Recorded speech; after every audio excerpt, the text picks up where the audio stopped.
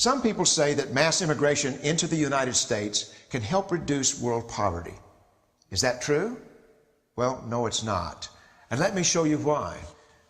This gumball represents the 1 million legal immigrants that the United States has taken every year on average since 1990. Now, who in the world deserves our humanitarian compassion? The World Bank has one measure of the desperately poor of the world. They make less than $2 a day. And how many people make less than $2 a day in the world? We'll start with Africa. In Africa alone, there are 650 million people who make less than $2 a day. 650 million. And in India, another 890 million people, desperately poor. China adds another 480 million people, making less than $2 a day.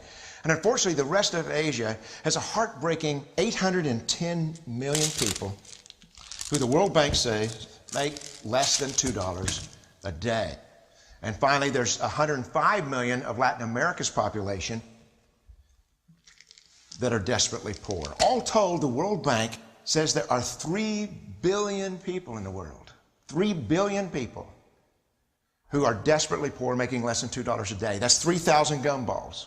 And every year, we take 1 million and suggest that we've somehow made a humanitarian difference. The plurality of people come from Mexico. And Mexico is poor.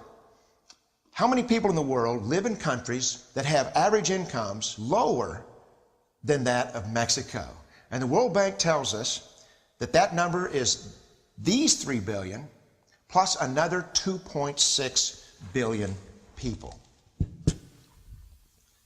5.6 billion people in the world who live in countries with average incomes below that of Mexico. That's 5,600 gumballs. And so what is it that the elites are telling us? They're telling us that when we take this 1 million immigrants, that we somehow or another are tackling world poverty. The impossibility of making even a dent is actually worse than it looks here. Because last year, when we took 1 million immigrants, these countries added, births over deaths, 80 million more people into the impoverished populations.